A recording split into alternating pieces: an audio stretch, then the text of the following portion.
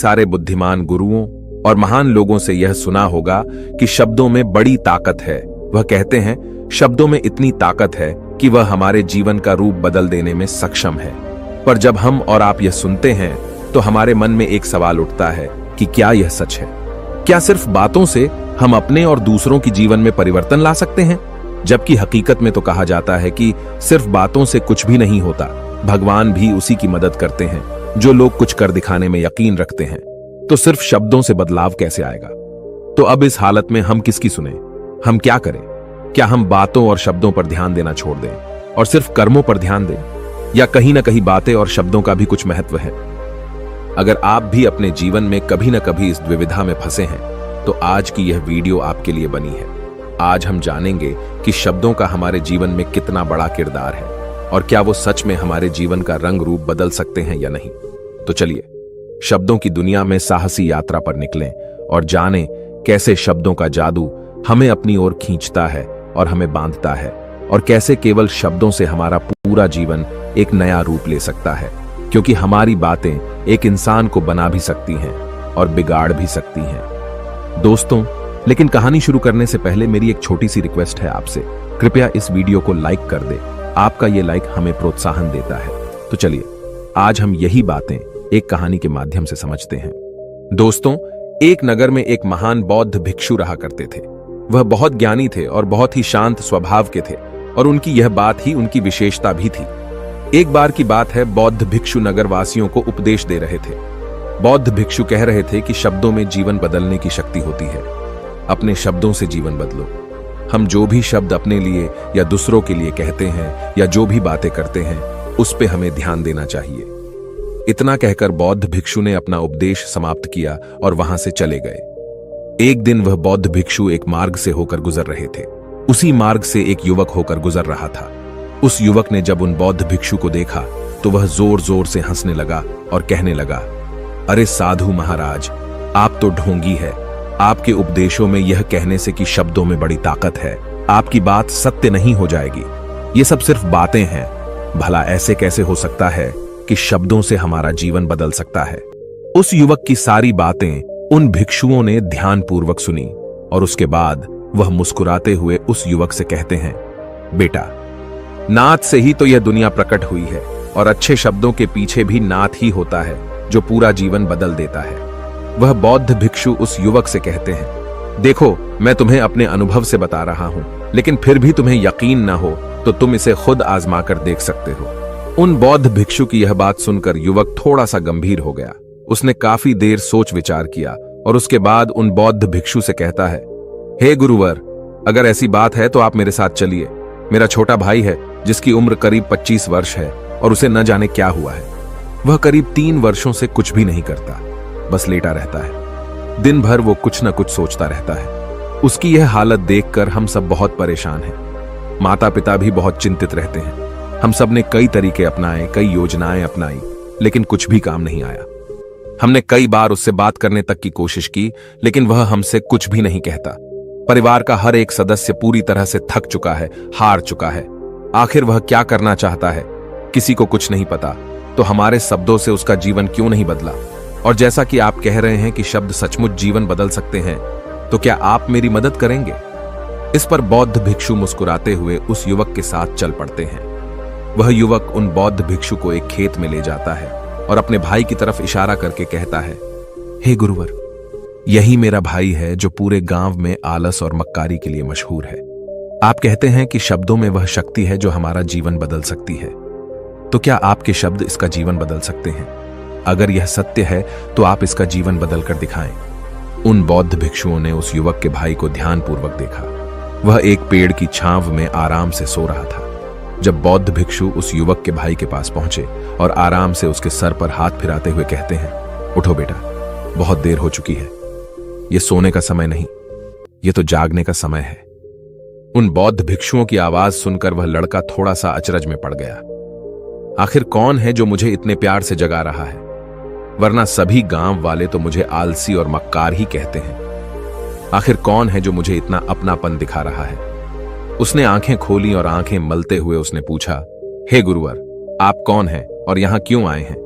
इस पर बौद्ध भिक्षु उस युवक से कहते हैं, बेटा, यह प्रश्न तो मैं तुमसे करना चाहता हूं। तुम कौन हो? यही तो तुम्हें जानने की आवश्यकता है।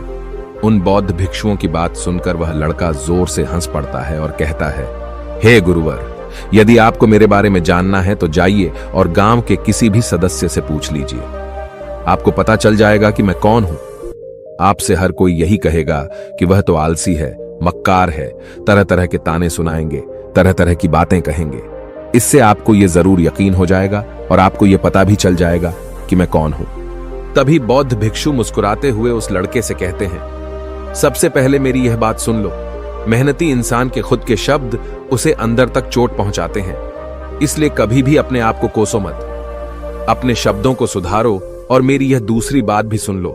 मैंने उन गांव वालों से नहीं पूछा कि तुम कौन हो, मैं तुमसे पूछ रहा हूं कि तुम कौन हो। लेकिन तुमने तो अपनी आदतें मुझे बताई। आलस तुम्हारी पहचान नहीं, तुम्हारी आदत हो सकती है, और इंसान नहीं, उनकी आदतें खराब होती हैं। इसलिए बेटा, तुम आलसी और मक्कार नहीं हो, यह तो तुम्हारी आदत है। बस इतनी सी बात है जो गांव वाले नहीं समझ सकते। ये सारी बातें सुनकर वो लड़का थोड़ा सा आश्चर्यचकित रह गया, क्योंकि गांव वाले हमेशा उसे मक्कार, आलसी और तरह तरह के ताने ही सुनाया करते थे। उन बौद्ध भिक्षुओं की यह बात सुनकर उस लड़के की आंखों में आंसू आ गए।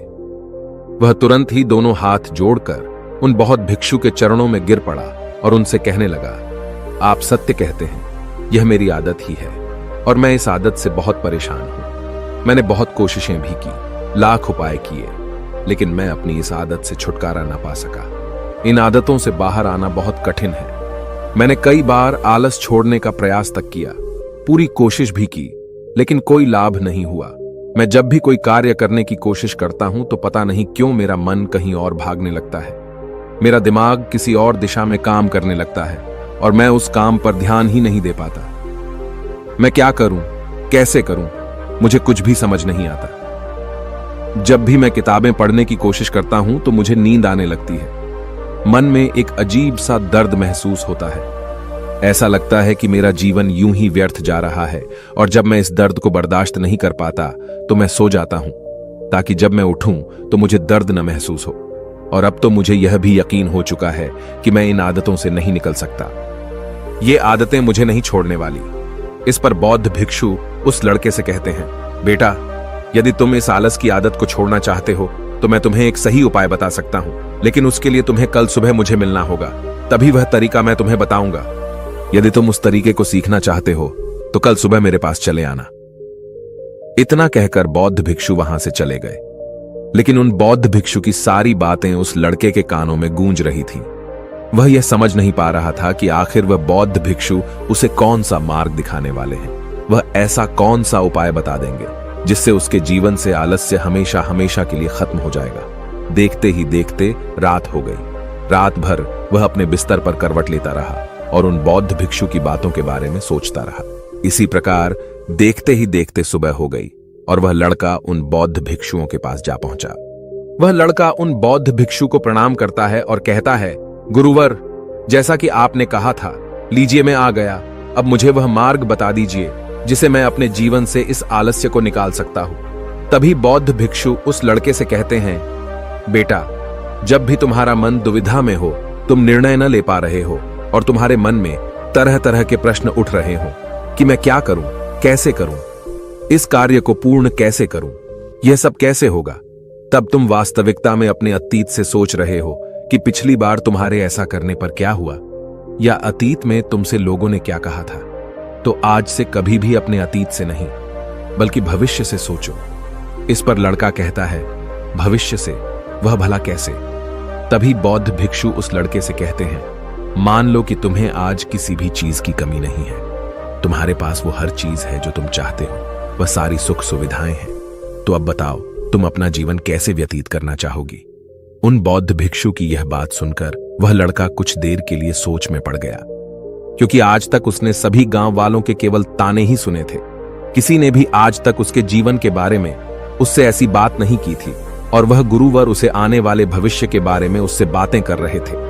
उन बौद्ध भिक्षु की यह बात सुनकर वह लड़का खुद से प्रश्न करने लग गया कि अगर मेरे पास सब कुछ होगा, धन की कोई कमी नहीं होगी और सारी सुख सुविधाएं होंगी, तो मैं अपना जीवन कैसे व्यतीत करूंगा? कुछ देर सोच विचार करने के बाद वह उन बौद्ध भिक्षु से कहता है, गुरुवर, मैं यह दुनिया घूमना चाहूंगा, पहाड़ों पर चढ़ना चाहूंगा, समुद्र की रेत पर चलना चाहूंगा और मैं एक बहुत बड़ा व्यापारी बनना चाहूंगा। तभी अचानक उस लड़के का ध्यान टूट गया और वह उन बौद्ध भिक्षु से कहता है, परंतु हे गुरुवर, यह सब कैसे संभव होगा? केवल मेरी मात्र सोच लेने से तो यह सब पूरा नहीं होने वाला। उसके ऐसा कहते ही उसके अतीत में बीती हुई सारी घटनाएं उसकी आंखों के सामने से गुजरने लगी और वह एक बार फिर से निराश होने लगा। और अब वह यह सोचने लगा कि मेरे पास तो पैसे ही नहीं है, तो मैं भला व्यापार कैसे कर सकता हूं? न ही मेरे पास व्यापार का कोई अनुभव है। ऐसी स्थिति में मैं भला यहां से कैसे निकल सकता हूं? उस लड़के के इस प्रश्न का जवाब देते हुए वह बौद्ध भिक्षु उस लड़के से कहते हैं, भंते, हर रात में सोने से पहले तुम हर दिन अपना लक्ष्य एक कागज पर लिखो और सुबह उठकर सबसे पहले उस लक्ष्य को देखो और सोचो कि उस लक्ष्य को पाने के लिए तुम आज क्या कर सकते हो, और जो भी तुमने उस कागज पर लिखा होगा उस कार्य को उसी दिन पूरा करने की हर मुमकिन कोशिश करो। इस पर वह लड़का कहता है, ठीक है, आप सच कह रहे हैं, लेकिन जब मैं बहुत सोचने लगता हूं तो मेरा मन बेचैन होने लगता है और मन में तरह तरह के विचार उठने लगते हैं और इन विचारों को शांत करने के लिए मैं सो जाता हूं ताकि वह विचार मुझे परेशान न कर पाए। उस लड़के की इस समस्या का समाधान करते हुए वह बौद्ध भिक्षु उस लड़के से कहते हैं, बेटा, अंतर्मन की चाल को पकड़ो और शब्दों की मदद से नया भविष्य बनाओ। तभी लड़का कहता है, हे गुरुवर, आप क्या कहना चाहते हैं? मैं आपकी बात समझ नहीं पा रहा। इस पर बौद्ध भिक्षु मुस्कुराते हुए कहते हैं, बेटा, कैसे होगा? यह जो सवाल है, यह सवाल नहीं बल्कि एक डर है जो तुम्हारे अंतर्मन में बैठा हुआ है, जो तुम्हें अगला कदम लेने से रोक रहा है, तुम्हें कदम आगे बढ़ाने से रोक रहा है। यदि तुम वास्तविकता देखो तो किसी को भी नहीं पता होता कि वह कार्य कैसे होगा, लेकिन एक इंसान जब दृढ़ निश्चय कर लेता है तो वह अपने उद्देश्य को सामने रखकर लगातार प्रयास करता रहता है और वह अपनी सफलता प्राप्त कर ही लेता है। तभी वो लड़का उन बौद्ध भिक्षु से कहता है कि हे गुरुवर, अगर ऐसी बात है तो मन में बार बार चिंता क्यों होती है? मन बार बार बेचैन क्यों हो उठता है? इस पर बौद्ध भिक्षु कहते हैं, बेटा, क्योंकि तुम्हें डर है कि तुम कमजोर हो। तुम्हारे अंतर्मन में बैठा है कि तुम में कुछ कमी है, तुम किसी काम के नहीं हो, और यही कारण है कि तुम कोशिश करने से डरते हो, क्योंकि तुम्हारा अंतर्मन हमेशा तुम्हें रोकता रहता है। जब भी तो कोई कार्य शुरू करना चाहते हो, तुम्हारा मन तुमसे पहले कह देता है, इससे आगे मत बढ़ना, अन्यथा तुम हार जाओगे, और इसी कारण तुम्हें चिंता होने लगती है, तुम्हारा मन बेचैन होने लगता है। तभी वो लड़का कहता है, गुरुदेव, आपने जो कुछ भी कहा वो बिल्कुल सत्य है, लेकिन अब आप ही मुझे बताइए कि मैं इस परेशानी से बाहर कैसे निकलूं? इसका जवाब देते हुए वो बौद्ध भिक्षु उस लड़के से कहते हैं, बेटा, इस समस्या का समाधान बहुत ही आसान और सरल है। तुमने देखा होगा कि अक्सर ही हम अपने आप को दोष देते रहते हैं, अपने आप को तरह तरह के अपशब्द कहते रहते हैं जो हमारे अंतर्मन में जाकर बैठ जाते हैं और वही हमें आगे बढ़ने से रोकते हैं। और इन शब्दों का हम पर बहुत गहरा प्रभाव भी पड़ता है, क्योंकि जैसा हम खुद से कहते हैं, जैसा हम पूरी भावनाओं के साथ सोचते हैं, हम वैसा ही बनते चले जाते हैं। इसलिए यदि तुम खुद को बदलना चाहते हो तो कि तुम भी काबिल बन सको, तो तुम्हें अपने अंतर्मन को नए संदेश देने की जरूरत है, जैसे कि मेरे शरीर का हर एक कण, हर एक हिस्सा, हर एक विचार शांति और ऊर्जा से भरा हुआ है। मैं दृढ़ संकल्प और आत्मविश्वास के साथ हर दिन के लक्ष्यों को पूरा करता हूं। मैं अपने कमजोरी को अभ्यास में बदलता हूं, चिंता को ध्यान में बदलता हूं। मैं उत्साह और ऊर्जा से भरा हुआ हूं, लगातार अपने लक्ष्यों पर काम करता हूं। ऐसे शब्द जब तुम खुद से कहोगे तो तुम शक्तिशाली महसूस करने लगोगे और तुम्हारी सारी चिंताएं खत्म होने लगेंगी, क्योंकि यही शब्दों की ताकत है। वह तुम वही बना देंगे जो तुम खुद से कहोगे। तुम जितनी भावना के साथ यह वाक्य बोलते हो, उसे महसूस करते हो, उतनी ही भावनाओं से यह शब्द तुम पर असर करना शुरू कर देंगे। धीरे धीरे यह शब्द तुम्हारे मन और व्यक्तित्व की सोच का हिस्सा बन जाएंगे। लेकिन मेरी एक बात याद रखना कि तुम्हारा अंतर्मन इतनी आसानी से हार नहीं मानने वाला। जब तुम आगे बढ़ोगे तो मौका मिलते ही वह तुम्हें पीछे खींचेगा। तुम्हारे अतीत के बीते हुए सारे कड़वे अनुभव तुम्हें याद दिलाएगा, ताकि तुम डर जाओ और एक बार फिर से अपने लक्ष्य का पीछा करना छोड़ दो। लेकिन तुम्हें इसकी चिंता नहीं करनी है। उन सकारात्मक शब्दों के कारण तुम्हारा मन सकारात्मक विचारों को स्वीकार करने लगेगा। आगे वह बौद्ध भिक्षु उस लड़के को चेतावनी देते हुए कहते हैं, मेरी एक बात और याद रखना कि तुम्हारा ध्यान आलस्य पर नहीं होना चाहिए, अर्थात तुम्हें कभी आलस नहीं मिटाना, बल्कि तुम्हें एक नए भविष्य का निर्माण करना है, एक नए व्यक्तित्व का निर्माण करना है। तुम्हारा पूरा ध्यान केवल इस पर ही होना चाहिए। उन बौद्ध भिक्षुओं की बात सुनकर लड़का कहता है, ठीक है गुरुवर, आप जैसा कहते हैं मैं वैसा ही करूंगा। तभी वह बौद्ध भिक्षु उस लड़के से कहते हैं, बेटा, अभी तो मैं इस गांव से जा रहा हूं, लेकिन कुछ सालों के बाद मैं वापस आऊंगा। इतना कहकर बौद्ध भिक्षु वहां से चले गए और वह लड़का अपने घर लौट गया। लेकिन अब उस लड़के के मन में तरह तरह के विचार चल रहे थे। वह लड़का यह सोच रहा था कि अगर मैं अपनी मनपसंद जिंदगी जीने लगूंगा, अगर मैं दुनिया घूमने लगा, नए लोगों से मिलने लगा और अपनी पसंद का काम करने लगा, तो मेरी जिंदगी कैसी होगी। उस बात को ध्यान करके उसने एक कागज पर अपना लक्ष्य लिखा और लिखकर सो गया। अगली सुबह जब उसकी आंखें खुलीं तो उसने उस पेपर पर लिखा हुआ लक्ष्य एक बार दोहराया। उसके बाद वह कुछ देर के लिए शांत हो गया। तभी उसे उन बौद्ध भिक्षु की बात याद आई कि तुम अपने लक्ष्य के लिए आज क्या कर सकते हो। उसने खुद से सवाल किया कि मैं आज अपने इस लक्ष्य को प्राप्त करने के लिए क्या कर सकता हूं। तभी उसे एक बार फिर से उस पेपर की तरफ ध्यान दिया। उस पेपर पर लिखा था कि मैं बाजार जाता हूं और लोग व्यापार करने की कौन सी चीजें, कौन से सामान लेकर आते हैं। मैं उन चीजों को देखता, उन चीजों को पता करता। वो पढ़ने के बाद तुरंत ही बाजार चला गया। वह अलग अलग दुकानों पर बैठा उन्हें देखा, लेकिन उसे कुछ समझ नहीं आ रहा था, क्योंकि लोग अलग अलग व्यापार कर रहे थे, अलग अलग तरह की चीजें और सामान ले रहे थे और किसी ने उसकी कोई मदद नहीं की। वह बहुत उदास हो गया और निराश होकर वापस घर लौट आया। तभी उस लड़के को उन बौद्ध भिक्षु की एक और बात याद आई। शब्दों में बहुत ताकत है और शब्द हमारा जीवन बदल सकते हैं। उसे वह सकारात्मक विचार याद आए। वह उन्हें सुबह शाम दोहराने लगा और अब से वह हर दिन ऐसा ही करता। देखते ही देखते 1 महीना बीत चुका था, लेकिन अब तक उसके जीवन में कोई बदलाव नहीं आया था। अब वह लड़का यह सोचकर निराश होने लगा था कि उसके जीवन में तो कुछ भी परिवर्तन नहीं हो रहा। लेकिन 1 महीने के बाद उसे महसूस हो रहा था कि वह पहले से अच्छा महसूस कर रहा है। उसका दिमाग अब अच्छी तरह से सोच पा रहा है। वह पहले से ज्यादा चलने फिरने लगा है। धीरे धीरे उसे समझ में आने लगा कि जो लोग आगे बढ़ते हैं, महान काम करते हैं, उनकी सोच में कितना अंतर होता है। वे लोग हमेशा शक्तिशाली विचार सोचते हैं। दूसरों की छोटी सोच और डर से वह कभी प्रभावित नहीं होते। जब भी उनके सामने कोई मुश्किल आन पड़ती है तो वह घबराते नहीं, बल्कि उस समस्या का समाधान निकालते हैं। इस समस्या के समाधान पर ध्यान केंद्रित करते हैं और न ही वह कभी किसी का इंतजार करते हैं। वह केवल खुद पर विश्वास करते हैं और तुरंत ही कदम आगे बढ़ाते। जब उस लड़के को ये सारी बातें समझ में आने लगीं, तो उसने भी धीरे धीरे अपने कदम आगे बढ़ाने शुरू किए। उसने बिल्कुल वैसा ही व्यवहार करना शुरू किया। अब से वो कभी खाली नहीं बैठता था। जब भी उसका मन करता, वो बाजार जाता और लोगों के बारे में जानता समझता कि वो किस प्रकार व्यापार कर रहे, कौन से चीजें खरीद रहे हैं और किन चीजों पर उन्हें लाभ हो रहा है। और जब उसका मन करता तो अपने पिता की मदद भी करता था। वो अपने पिता के साथ मंडी में जाता, वहां पर जाकर मोल भाव करता।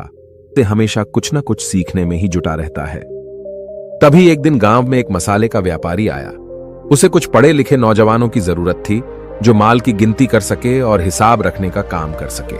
वह लड़का अपने लक्ष्य को जानता था कि उसे क्या पाना है। उसे समझ में आ गया था कि इस काम से उसे बहुत कुछ सीखने को मिलेगा। बेहिचक उस सेठ के पास पहुंच गया। वह जानता था कि उसे उस काम के बहुत कम पैसे मिलेंगे, लेकिन फिर भी वह उस काम को करने के लिए तैयार था। अब उस लड़के की सोच पूरी तरह से बदल चुकी थी। अब वह बाकी लोगों की तरह नहीं सोचता था। बहुत ईमानदार और समझदारी से काम करता था। देखते ही देखते करीब 3 महीने बीत गए और अब व्यापारी यह समझ चुका था कि नौजवान बहुत ही समझदार है और वह उसे व्यापार में बहुत मदद करता है। इसलिए उस मसाले के व्यापारी ने उस लड़के को अपना सहायक बना लिया। उस व्यापारी ने देखा कि इस लड़के की दिनचर्या सबसे अलग है। यह हर दिन पढ़ता है, लिखता है, सुबह उठकर ध्यान करता है, नई चीजें सीखता है। परेशानी आई तो भी विचलित नहीं होता। यह सबसे सम्मान से बात करता है, सबका आदर करता है। देखते ही देखते 1 साल बीत चुके थे और अब तो व्यापारी उस नौजवान से बहुत खुश था। उसने धीरे धीरे उस नौजवान को व्यापार के सारे गुण सिखा दिए और देखते ही देखते वह लड़का अब एक छोटा सा व्यापारी बन चुका था।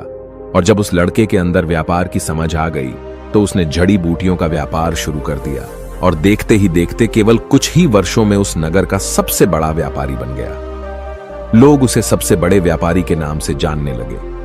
उसकी नाम दूर दूर तक फैलने लगा। करीब 5 वर्षों बाद जब वह वापस अपने घर लौटा तो लोग बहुत हैरान थे। उसे देखकर लोग बहुत अचंभित थे। उसके सारे जानने वालों ने उस लड़के से पूछा, तुम इतना कैसे बदल गए? तब उसने कहा, उन गुरु ने सच ही कहा था, शब्दों से हम जीवन बदल सकते हैं। वैसे आपने आज के इस वीडियो से क्या सीखा हो, मुझे आप कमेंट में जरूर बताइएगा। इसी के साथ में उम्मीद है कि आपको आज की ये वीडियो जरूर पसंद आई होगी। तो इस वीडियो को लाइक और अपने दोस्तों के साथ शेयर भी जरूर कीजिएगा और हमें ऐसे ही सपोर्ट करने के लिए चैनल को सब्सक्राइब जरूर दबा दीजिएगा। तो चलिए फिर मिलते हैं अगली वीडियो में। तब तक के लिए अपना ख्याल रखें। धन्यवाद और नमो बुद्धाय।